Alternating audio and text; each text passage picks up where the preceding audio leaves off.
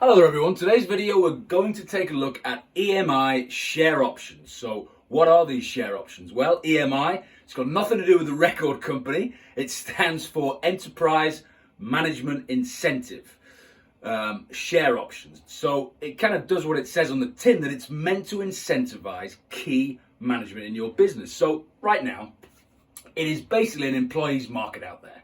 So you want to attract the right talent, you want to hang on to what you've got to earmark key people in your organization who are going to help you grow your business, help you reach your business goals, get you to where you want to be, if that's a trade sale in 5 years or whatever it is. But you've got your key lieutenants and you want to do all you can to hang on to them because they're going to be making you money, right? That's why you've got them in the first place. That's why you hire anyone, to make you money. But you've earmarked key star players and you want to give them an incentive. So how do you do it? More than just a decent salary, say. Well, you grant them these EMI share options. Now, basically what it is, it's a document. It's an option agreement. So it's a legally binding document that says if certain conditions are met, at certain points in the future, they can buy into the company. So you're not giving them equity in your business. You are allowing them to buy equity at a discounted rate, so they can buy in on the cheap at some point in the future, depending on performance criteria, or in the event of a trade sale, you set the conditions. However, there are restrictions in the option agreement in case the relationship turns sour and these guys become bad leavers, so you're not obliged to have them buy equity on the cheap if they mess up or for whatever reason you have a big falling out. So there are safeguards for you as the employer for these people. But if they keep their nose clean and they do everything that's set out in the option agreement, then legally you are obliged for them to acquire equity on the cheap at some point in the future. But that's the whole point, and that's what you would want. So how exactly does this mechanism of EMI share options work? Well, the very first thing you need to do if you're going down this route, suppose you're a business owner, you've identified, let's say, one key individual, your right-hand man, and this guy's been with you for a while, and you're worried that he might get poached by a competitor, so you said to him, right, I'm going to grant you some EMI share options. And, I don't know, let's say it's you're going to do it in a certain way where you say to him, okay, you can buy in and have 5% equity, but it will be when we sell the whole business, lock, stock and barrel, hopefully within the next 5 years, say. So let's say that's the arrangement. Like I said, it can be any arrangement you want. You could say, I'll give you you can buy in 1% after year one, another 1% year two, another 1%. It's entirely flexible. The overall caveat is that you've got to have exercised these options within 10 years. But let's say in this case, you say to the guy, right, share options, you can buy equity when we sell. So what actually happens at that point is that the employee buys shares and they're cashed in at the same day simultaneously, but we'll come on to the maths in a moment. So the very first thing you do as the employer is you get someone in to value the company. So you value the business. So let's say the business is worth £10 a share, for argument's sake. Now, when you are talking about minority shares, so granting options to these employees, what we do with minority shares is that we heavily discount the pro rata amount, because what can an employee do with 1%, 2% or 5% of the shares in the business? Not very much. They can't block special resolutions. They don't have much say at shareholders' meetings. So that, by definition, means that the value of those shares is suppressed. So in this case, we're saying company is the value of the whole company, £10 per share, but the value of a minority shareholding, we can argue that it's £3 per share. So a huge discount, 75% discount on the pro rata. That's good for the employee because this is their buy-in price. And this is what we're agreeing with HMRC as well. So we go off to HMRC and we say, look, we're valuing a minority shareholding, £3 per share.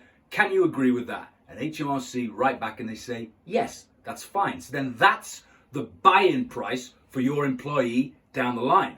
Then you go to a lawyer, you draft up the share option agreement that says the employee can buy in £3 per share based on the performance criteria that you agree. Like I said, in this particular case, we're going to do it on a trade sale after 5 years. So it'll say when the company's sold, that's when the employee buys in at £3 a share. Okay, so now fast forward 5 years. So remember, at this point, for this 5 years, they are not a shareholder. They are not a shareholder. They are still an employee, but there's this carrot. There's this carrot that's been dangled to motivate and incentivize them, that they know there's a legal document that says if they keep their nose clean, they will get equity after 5 years when the company is sold. They will share in the spoils of cashing in the business when the entrepreneur who set it up gets out. So fast forward 5 years. Now, let's assume at that point, through the hard work of the main boss, the entrepreneur who set it up, and this key individual who've helped them get there, that the business is now worth £30 a share. So remember, at the start 5 years ago, it was worth £10 a share. Now it's worth £30 a share. So it's tripled in value over 5 years. Great. But remember, of course, that the buy-in price for the individual is not £10 a share, it's £3 per share because of the discounted factor. So when it comes to sale time, the sales proceeds, the value of the company as a whole, £30 a share. For the individual who's been granted the options, what they technically do is they buy in at that point. So the options are what we call exercised. So they exercise the options, they buy in at £3 a share, but because it's a trade sale, they are buying in and selling on exactly the same day. But they're selling at £30 a share. Now, there's no pro rata adjustment when you sell like there is when you buy in. There's no heavy discount when you sell. You will get the full percentage pro-rated of the sales price. So it's a terrific deal for the employee who's been motivated, that the fact they bought in on the cheap at a heavily discounted price, but they're getting full whack at the back end when the company is sold. So just looking at these numbers, let's assume, say, that there are 50,000 shares for this one particular person.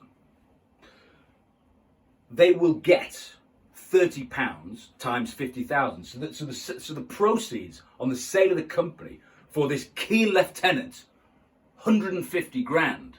But what does it cost them? Well, it cost them only 15,000. So 5,000 shares at the agreed upon buy-in price of £3 way back 5 years ago with HMRC. So that's one hell of a gain. So they buy and sell on the same day when the business is sold, 135 grand that they've made in this instance. Very nice. They buy in 15, they sell for 150 instantaneously.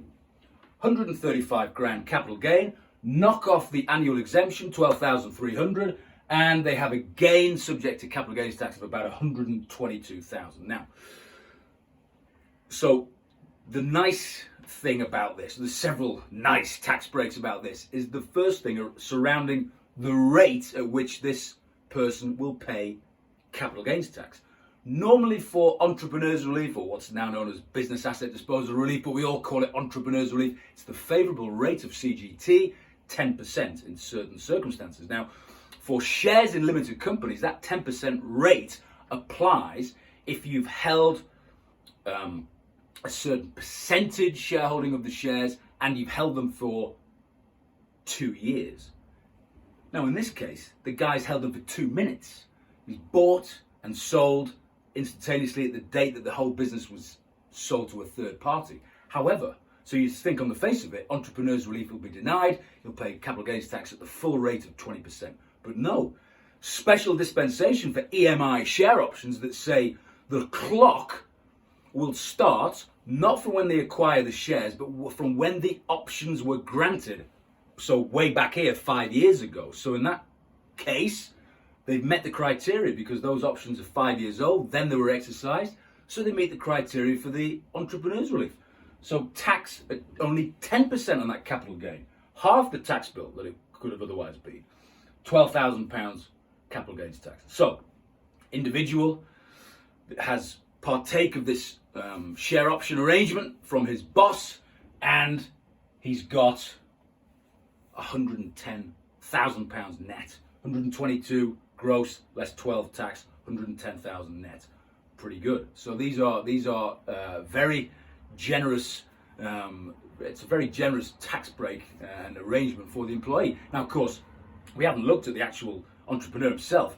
He's going to be, assuming he's got, I don't know, 75, 80%, 90% of the company, and this guy's got a fraction at 5%, then this is going to be a huge number for the entrepreneur. But of course, the point is that he doesn't mind this guy having 5% equity and the entrepreneur only having 95% at the back end, because this guy's helped him get this terrific sales price and valuation of £30 per share. So, win-win for everyone.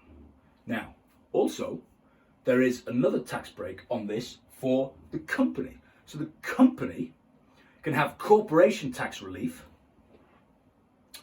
basically on the amount of the gain.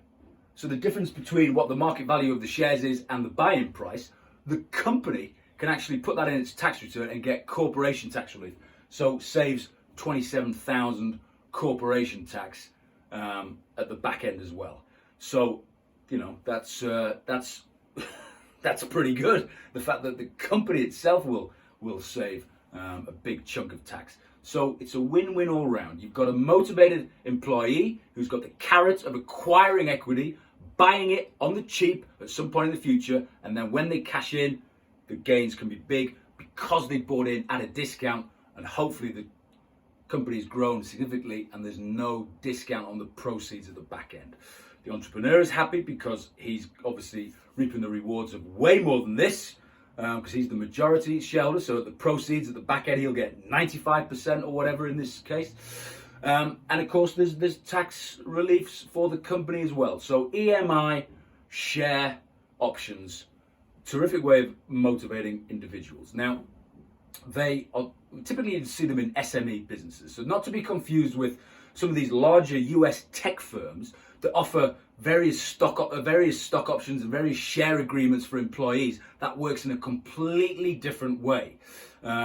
This is all about smaller, non-listed companies where you identify one or two, or it could be three or four, as many key individuals as you like. But the point is, it's not for the masses. You don't have to give this to all of your workforce. Let's say you got 50 people working for you. You can just give this to 1, 2, 3, 4. It's your call. It's not for everyone. Some of these other share arrangements that are out there, it's an all share agreement where everyone has to partake. On this, you can be very selective, and that's the beauty of it. You identify the key players who will get you to where you want to go and let them share in the spoils at the back end for being so successful. So just an overview there on EMI Share Options. If you're an entrepreneur, a business owner with your own company, and you're looking to retain or attract talent, particularly right now in the labor market that we're faced with post-pandemic, then do give serious consideration to the EMI Share Options. If you like this video, please do subscribe, and I'll see you soon.